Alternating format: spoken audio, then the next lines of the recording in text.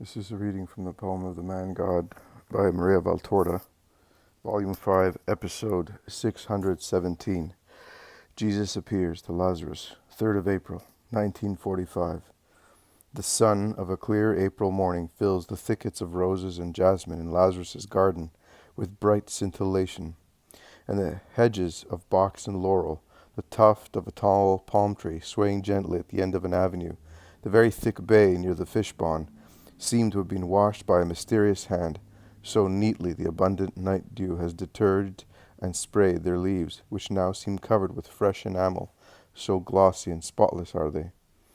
But the house is silent, as if it were full of dead people. The windows are open, but not even one voice, not even a noise comes from the room, which are in a dim light because all the curtains have been lowered. Inside, beyond the hall, in which there are many doors, now all open, and it is strange to see the halls without any preparation, while they are generally used for more or less numerous banquets. There is a large courtyard, which is paved and surrounded by a porch filled with seats. Many disciples are sitting on them, and some are sitting also on the floor, on mats, or on the marble itself. Among them I see the apostles Matthew, Andrew, Bartholomew, the brothers James and Judas of Alphaeus, James of Zebedee, the shepherd disciples with Manaen, besides some whom I do not know. I do not see the zealot, Lazarus, or Maximinus. Finally, Maximinus comes in with some servants, and he gives bread to everybody with various foodstuffs, that is, olives or cheese or honey, and also some new milk to those who want it. But they are not anxious to eat, although Maximinus exhorts everybody to do so. They are all deeply dejected. In a few days their faces have become sunken and ashen under the redness of tears. The apostles in particular, and those who ran away at the very first hours, look downcast, while the shepherds and Manaen are less dejected, nay, less ashamed, and Maximinus is only sorrowful in a manly manner. The zealot enters almost running and asks, "Is Lazarus here?" "No, he is in his room. What do you want?" "At the end of the path, near the fountain of the sun, there is Philip. He has come from the Jericho plain. He is exhausted, and he does not want to come here, because, like everybody, he feels he is a sinner. But Lazarus will convince him." Bartholomew stands up and says, "I will come too." They go to Lazarus, who, upon being called, comes out from the half-dark room, where he certainly has wept and prayed, with a downcast face. They all go out and go across the garden first, then the village, where it descends towards the slopes of the Mount of Olives. They then reach the end of the village, where also the tableland on which it is built ends, and they proceed along the only mountain road that rises and descends along natural flights of steps across the mountains, which slope down towards the plain to the east, and rise towards the town of Jerusalem to the west. There is a fountain here with a large basin, where cattle and men quench their thirst. The place just now is solitary and cool, because there is plenty of shade of thick trees around the cistern, full of pure water, which is renewed continuously by the spring water of some mountain, and overflows, keeping the ground damp. Philip is sitting on the upper edge of the fountain with his head lowered, his hair unkempt, dusty, his broken sandals hanging from his grazed feet. Lazarus calls him in a pitiful voice, "Philip, come to me. Let us love one another for his sake. Let us be united in his name. We shall still love him by doing so." "Oh, Lazarus, Lazarus, I ran away, and yesterday, beyond Jericho, I heard that he is dead. I cannot forgive myself for running away." We all ran away, with the exception of John, who remained faithfully with him, and Simon, who gathered us together by his order, after we had cowardly run away. "So, of us apostles, no one was faithful," says Bartholomew. "And can you forgive yourself?" "No, but I'm thinking of making amends as I can, by not giving myself up to sterile dejection. We must join together. We must join John and learn about his last hours." John followed him all the time. Bartholomew replies to his companion Philip, "And not let his doctrine die. We must preach it to the world. We must keep at least that alive, since we do not take action in time to save him from his enemies, as we were too slow and late," says the zealot. "You could not have saved him. Nothing could have saved him. He told me. I repeat it again," says Lazarus resolutely. "Did you know, Lazarus?" asks Philip. Yes, I did. It was my torture to be informed, since the Sabbath evening, of his death by him, and in detail to be told how we would act. No, not you. You have obeyed and suffered. We acted like cowards. You and Simon are the ones who were sacrificed to obedience, exclaims Bartholomew. Yes, to obedience. Oh, how hard it is to resist love in order to obey the beloved. Come, Philip. Almost all the disciples are in my house. You must come too. I am ashamed of appearing to the world, to my companions. We are all alike, says Bartholomew, moaning. Yes, but my heart does not forgive itself. That is pride, Philip. Come. On the Sabbath evening he said to me, they will not forgive themselves. Tell them that I forgive them, because I know that they are not acting freely, but it is Satan who is leading them astray. Come. Philip weeps more loudly, but he surrenders, and, stooping as he is, if he had aged in a few days, he walks beside Lazarus as far as the courtyard, where they're all waiting for him, and the glance he casts at his companions and the ones his companions cast at him are the most evident confession of their total dejection. Lazarus is aware of it and says, A new sheep of the herd of Christ that was frightened by the coming of wolves and had run away after the arrest of the shepherd has been received by his friend. To this lost sheep that has experienced the bitterness of being alone without even the comfort of weeping over the same error with his brothers, I repeat his testament of love. In the presence of the heavenly choruses, I swear that he said to me, among many other things, that your present human weakness cannot bear, because they are so distressing, that they have torn my heart during these last 10 days. And if I did not know that my life is of some use to the Lord, although it is so poor and faulty, I should give myself up to the wound of this grief of a friend and disciple who has lost everything by losing him. He said to me, The miasmata of corrupt Jerusalem will drive also my disciples mad.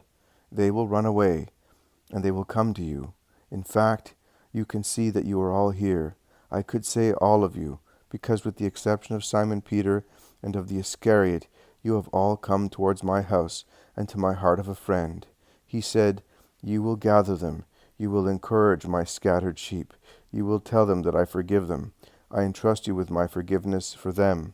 They will not set their minds at rest for having run away.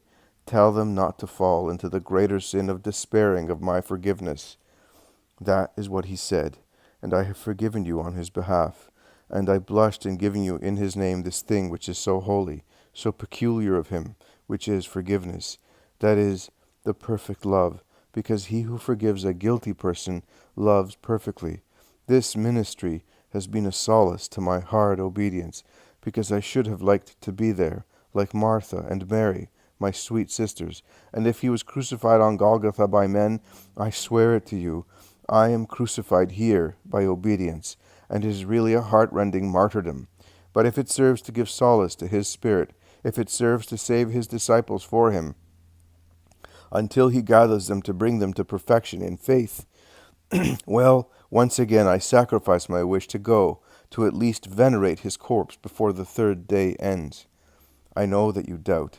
You must not. Of his words at the Passover banquet, I know only what you have told me. But the more I think of them, the more I raise one by one these diamonds of his truthful words, and the more I feel that they have a sure reference to the immediate morrow. He cannot have said, I am going to the Father, and then I will come back, if he were not really to come back. He cannot have said, when you see me again, you will be full of joy, if he had disappeared for good. He has always said, I will rise from the dead. You told me that he said that. Dew is about to fall on the seeds sown in you, and will make them all sprout. Then the Paraclete will come, and will make them become mighty trees. Did he not say so? Oh, do not allow that to happen only for the last of his disciples, for poor Lazarus, who was with him only rarely. When he comes back, ensure that all his seed has sprouted under the dew of his blood. Since the dreadful hour when he was lifted up on the cross, there is in me a great glow of light, a mighty outburst of strength. Everything is bright. Everything revives and springs up. There is not one word left in me in its poor human meaning. But everything I heard from him or of him now becomes full of life, and my barren land really changes into a fertile flower bed, where every flower has his name, and every sap draws life from his blessed heart. I believe Christ, but so that these may believe in you, in every promise of yours, in your forgiveness, in everything that is you, I offer you my life. Consume it, but do not let your doctrine die. Crush poor Lazarus to smithereens, but gather together the scattered members of the apostolic group, everything you may wish, but in return let your word be vivid and eternal. And now and forever let those come to it who only through you can possess eternal life. Lazarus is really inspired. Love elevates him to a very high sphere, and his transport is so strong that it relieves also his companions. Some call him on his right, some on his left, as if he were a confessor, a doctor, a father. The courtyard of Lazarus's rich house, I do not know why, reminds me of the abodes of Christian patricians in the days of persecutions and of heroic faith. He is bent over Judas of Alphaeus, who can find no reason to appease his anguish for leaving his master and cousin, when something makes him stand up straight all of a sudden. He turns round and then he says clearly, I am coming, Lord, his usual word of prompt assent, and he goes out, as if he were running behind something who was calling and preceding him. They all look at one another, seized with astonishment. They consult with one another. What has he seen? But there is nothing. Have you heard a voice? I have not. Neither have I. So, is Lazarus perhaps not well again? Maybe. He has suffered more than we have, and he has encouraged us so much. We, the cowards. Perhaps he is raving. In fact, he looks worn out, and his eyes were inflamed while he was speaking. Perhaps Jesus has called him to heaven. In fact, Lazarus offered him his life not long ago. He has picked him at once like a flower. Oh, how wretched we are! What shall we do now? Comments are desperate and sorrowful.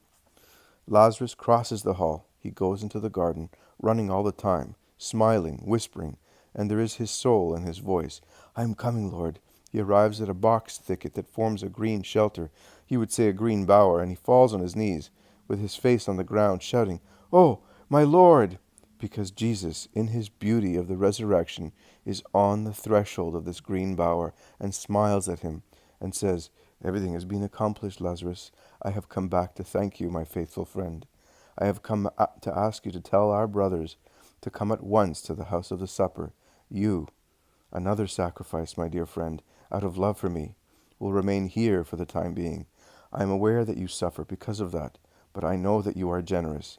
Mary, your sister, has already been comforted, because I have seen her, and she has seen me. You no longer suffer, my Lord, and that repays me for every sacrifice I suffered, knowing that you were suffering, and that I was not there. Oh, you were. Your spirit was at the foot of my cross, and it was in the darkness of my sepulchre. From the depth where I was, you have evoked me earlier, like all those who have loved me with their whole selves. Just now I said to you, Come, Lazarus, as on the day of your resurrection. But for several hours you have been saying to me, Come. I have come, and I called you to draw you out, in my turn, from the depth of your grief. Go. Peace and blessings to you, Lazarus. Grow greater in your love for me. I will come again. Lazarus has remained on his knees all the time, without daring to make a gesture. The majesty of the Lord, although mitigated by love, is such that it paralyzes Lazarus' usual behavior. But before disappearing in a flood of light that absorbs him, Jesus takes a step, and with his hand he touches the faithful forehead lightly. It is at that moment that Lazarus recovers from his blissful astonishment. He stands up, and running headlong towards his companions, and with brightness of joy in his eyes and on his forehead, barely touched by the Christ, he shouts, He has risen, brothers! He called me. I went. I have seen him. He spoke to me. He told me to tell you to go at once to the house of the supper. Go, go. I am staying here because he wants that. But my joy is complete.